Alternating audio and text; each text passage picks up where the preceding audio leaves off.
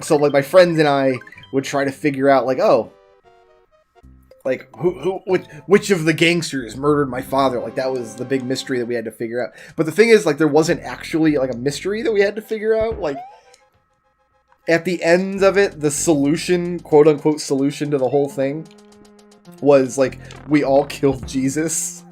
That was the big murder mystery at the end. Like, we're all sinners, and Jesus died for our sins. So, in a way, we all killed Jesus. I think it's safe to say that that's not the place I wanted to be standing.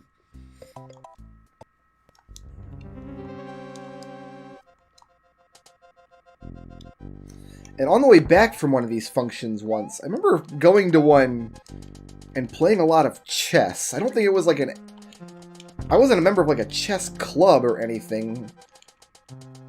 Oh, you know what?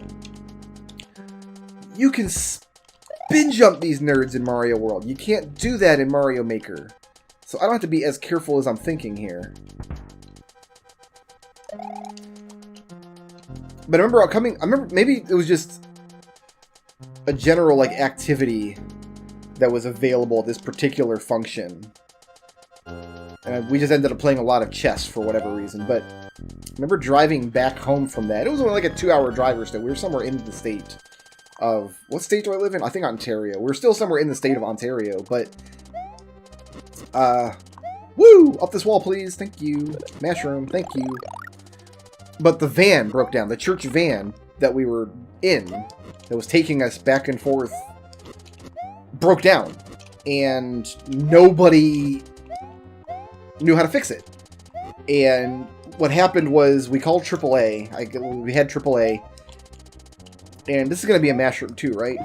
It is, but I got to work to get it. Hooah! Nice. I think we want to go up here now. Yeah, if we go over that door, there's just a flying section, but nerds to that. So they called the AAA to like come out and repair the church van, but like something was messed up with it. Like whoever's job it was to like pay the AAA dues didn't do it or whatever, or the budget got screwed. Something. Nobody was coming out to save us was the idea. And so what they had us do, we're on the side of the road. It's like 11 o'clock at night. We hadn't yet eaten. Like, the idea was we were going to swing by, I think, a Dairy Queen or something, and everybody was going to get ice cream and snacks. But we were in the middle of nowhere. That's just a star road. We don't actually need to go back there. We're in the middle of nowhere. There's no Dairy Queen in sight. There's no streetlights even. We're just on the side of the interstate somewhere. And they're like, okay, so what we're going to do is we're just all going to pray. This was the 1990s. We didn't have a cell phone. Well, you know, no, that's not true. Somebody must have had a cell phone. Because otherwise, how would we have called AAA? So yeah, we had a cell phone somewhere. Like, back in these days, like, you didn't have your cell phone. It must have been, like, the church cell phone. Like, one of those big Zach Morris things that we were using. So whoever's job it was to budget these tricks made sure that we had a cell phone, but we didn't have AAA. This is kind of like Outrageous Light. This level here, in a way. Oh, this is the level where I need Yash to go inside of a cave. So we're going to be doing this level twice, too. Yeah, I think the regular exit of this level doesn't go anywhere, honestly. And you do need to go in that hole, is what I needed to do. So yeah, they're just like, yeah, we're just going to pray, and like God will help us, and he will figure out a solution to this problem. What actually ended up saving the day, believe it or not, God didn't help us. There wasn't like a hand from the heavens descended down to repair our church van.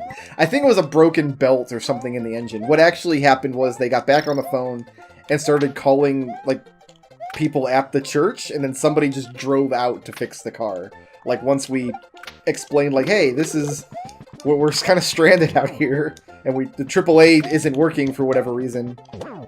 So either somebody had to actually drive out from Tampa Bay, where our church was, or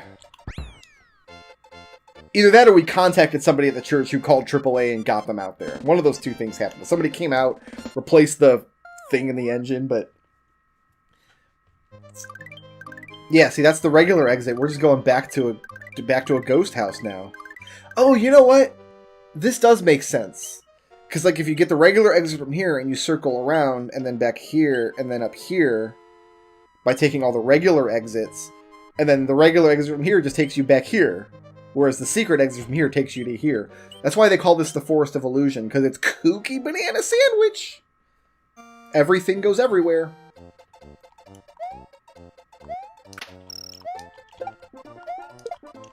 After we got rescued that night, and I think it took a while. I want to say we were out there for an hour or two, just in scary rural Florida, in a broken down church van on the side of an unlit road. I want to say we were out there for an hour or two. So, yeah, I remember after we finally got it fixed, we all had to pray again to thank Jesus for saving us. And you know what? Looking back on it, it's times like those that are like, maybe I'm not gonna be religious for much longer. Because this is all clearly nonsense. The car's broke down. Let's ask God to help us. Has God ever helped anybody in their broken down car? Like, I understand that eventually we got the car fixed, but it wasn't the praying that did it. Like, we got on the phone and called somebody to come fix our broken car. Like, it was human ingenuity. It's like whoever's job it was to make sure we had a cell phone, like, they're the ones that deserved the credit. Not a supernatural deity from beyond the stars. Or maybe I'm wrong. And, like, being an atheist is wrong. And maybe there is a God up there. And he was just listening to all these 12-year-olds pray. And he's like, nah, you guys got this. Don't worry about it. He'll be back on the road in no time. I do recall, by the time we drove into, like, the next kind of rest stop-ish area, all of the food was closed. We didn't have any options. Nothing was 24 hours, and nobody got to eat. And that's not where I thought the snake block was going to go. I made a Mario Maker level. As of this recording, it's my most recently uploaded level. It's called There's a Boot on My Snake! And it's a snake block level. It uses these snake blocks. And you get into a Karibo shoe. And it's built out of... The entire level is built out of challenges that you require both the Karibo shoe and the snake block. And for some reason... I knew this wasn't a good level as I was making it. Like, I know that this level, there's a lot of waiting in it, and there's a lot of really difficult timing, and it's built on some, like, esoteric knowledge of how the Karibo shoe works. Like, I knew while building this level, it was not going to be remembered fondly. But for some reason, one of the screwboys on my Discord decided to show this level to, I don't know the name of the YouTube channel, unfortunately, but a YouTuber that plays Mario, like, viewer Mario Maker videos. And I'm like, man, I don't want to watch this video. This says it's going to make fun of my level the whole time. And that's exactly what happens. Like, he just mocks the level relentlessly because it's too hard and kind of sucks. Oh, I want this. I don't want to get fireballed, though. Delicious. Delicious. Good shape, good shape. Which Koopa Kid is this? Aha, it's Morton again. No, this is Roy. This is the Roy boy. See you later, Roy boy.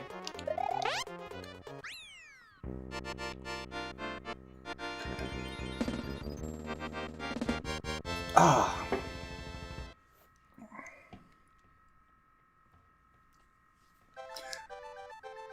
I don't remember my church as being particularly, like, anti-science. Like, there's a lot of elements of Christianity, especially Christianity in the US, that are very anti-science. Anti-evolution, anti-climate change, you know, anti-women's rights.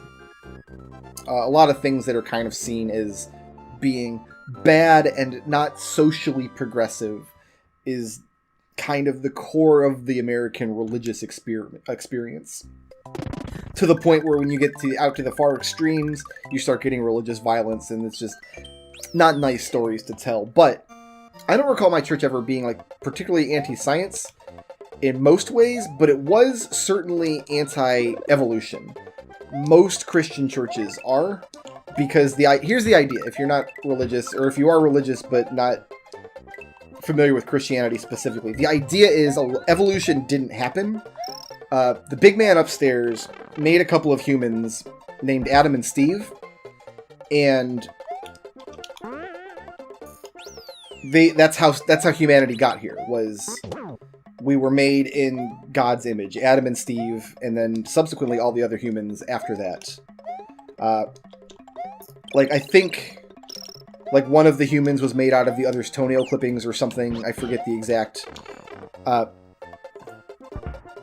like, biological experience of it. But the idea is that evolution is false because we know that God made the humans and all the animals, and let there be light, and on the seventh day he rested, and so on and so forth. So it's kind of, like, even if you're not going to be, like, a really regressive church, if you're a Christian church, you kind of have to be against evolution. There are some weasel words in here. I know a lot of progressive religious people I know will say something like, oh, well, evolution happened, but God made it happen. Like, God put the seeds of evolution. Like, that's fine, but that's not the stories that's in the book. Like, you're changing the story now. Like, it very clearly says how God created the heavens and the earth and all the humans and everything else. And it's not he set the stage for evolution to happen over millions of years. So, those people are talking nonsense. It's just a different brand of nonsense as the strictly anti-evolution stuff. And I remember my pastor at the church. He was actually a really cool guy, and I liked him a lot. I got to talk to him a lot outside of him giving his weekly sermons. Because as I said, my dad lived on the property, so I spent a lot of time on the church property. I had a lot of chores around the property. It was my job to mow the grass. It was my job to, like, whenever there was a major church function, it was my job to, like, go set up all the chairs. You know what? That should have been my dad's job. That's what they were paying him to do. Why the heck did I get saddled with it? I'm going to have words with him next time we speak. I'm going to be like, how come, you lazy bastard, you made me do your chair job for you? He's going to be like, oh, I got bad back and arthritis. Like, yeah, well, fine.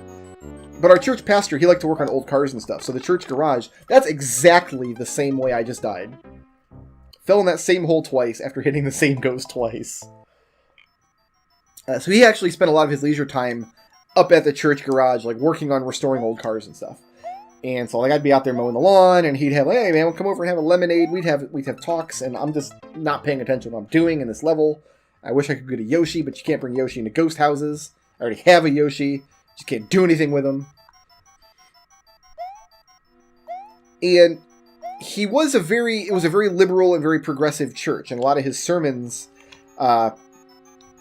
had that bent. Like, he wasn't a, like, fire and brimstone, doom and gloom, Old Testament kind of preacher, which is what most people think of when they think of, like, a Southern preacher.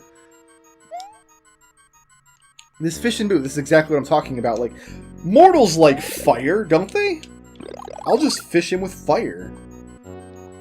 But I do remember one sermon. The whole sermon was about how evolution is a lie. And he talked about how, like, oh, the Darwinists, that's the phrase that they like to use, is Darwinists, as when they mean people who believe in evolution. I don't think I can get this Q block now. Yeah, I can. Come to me. We're going to use you guys to get the secret exit in a minute to get up to that door. But first, I just want to get the heck out of here. Herp. Herp in the dirt, going that way.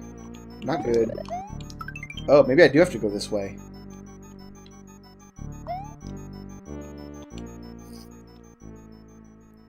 Come on there, children.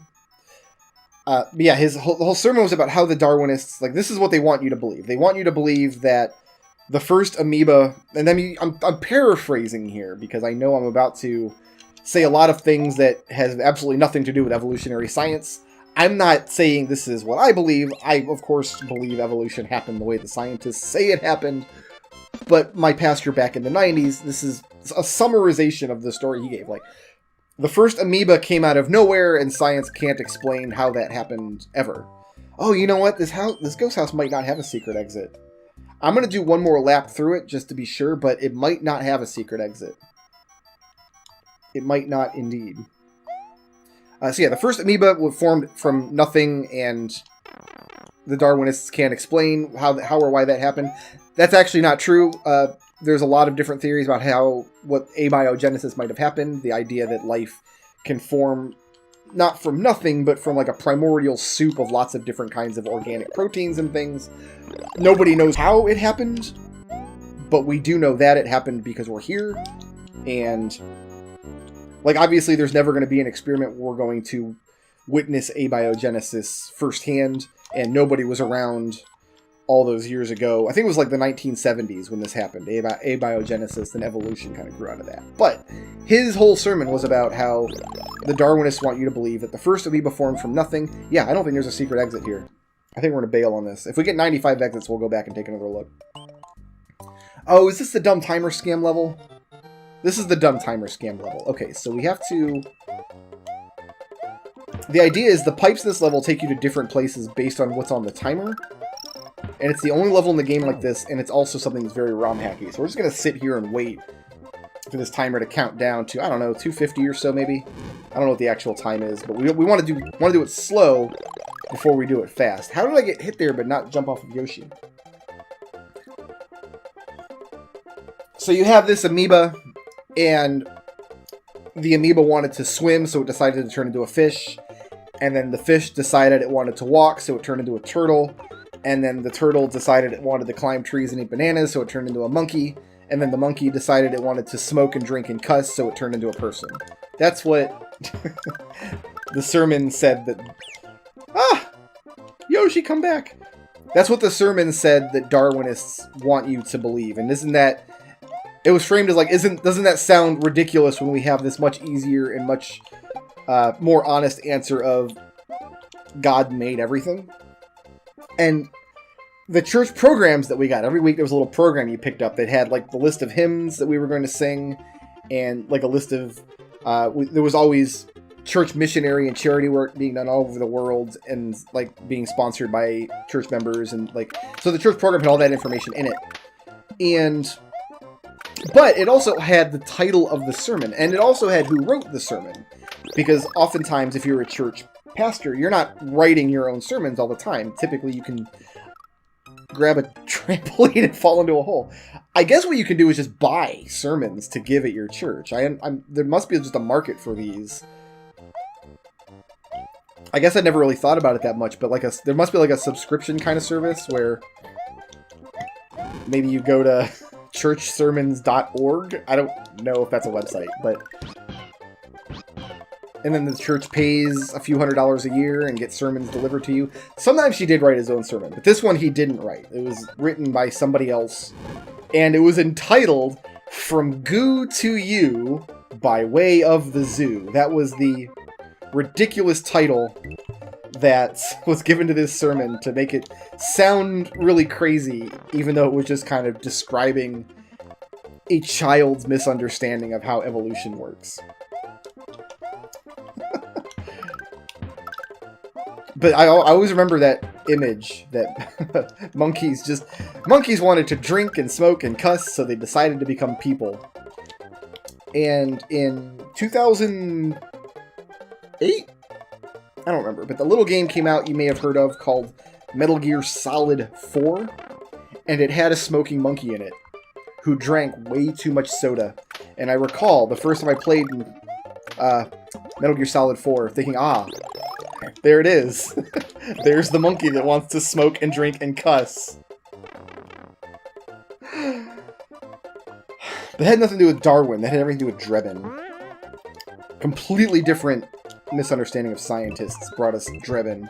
Because Drebin, what he's able to do for you is he's able to sell you a gun and then send it to you through a weird wormhole.